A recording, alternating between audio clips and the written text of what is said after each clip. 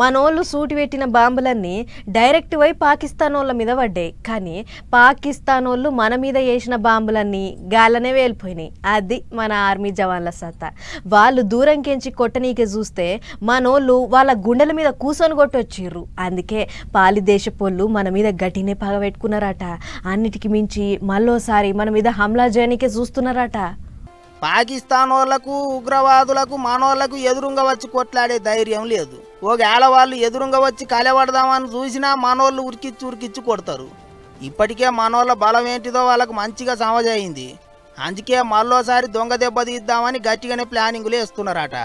అందుకే మన దేశంలో గుట్టు సప్పుడు కాకుండా పాకిస్తాన్ వాళ్ళ కొరకు పనిచేస్తున్న వాళ్ళను నిద్ర లేపుతున్నారట.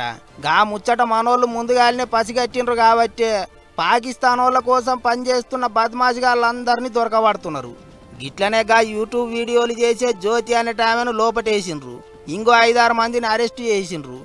ఇప్పుడు హైదరాబాదులో హమ్లా చేద్దామని అన్ని తీర్ల తయారైతున్న ఓ 2 లట్టుపుట్టుగాళ్లను పోలీసు వాళ్ళు దొరకబట్టినరాట.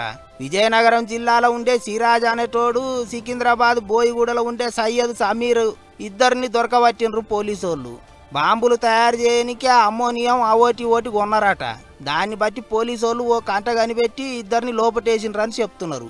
చూసి పట్నంలో గట్టి ధమాకా ఓడి చేయాలి అని గట్టిగానే ప్లానింగ్ లేచిండ్రట.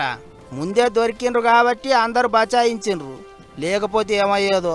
కానీ చూస్తుంటే ఆడోగడు బద్మాషిగాళ్ళు మన మధ్యలోనే తిరుగుతున్నట్టుంది. ఆ బార్డర్లో ఎన్ని తీర్ల హమ్లా చేద్దామని చూసినా మన ఆర్మీ జవాన్లు తిప్పి కొడుతున్నారు.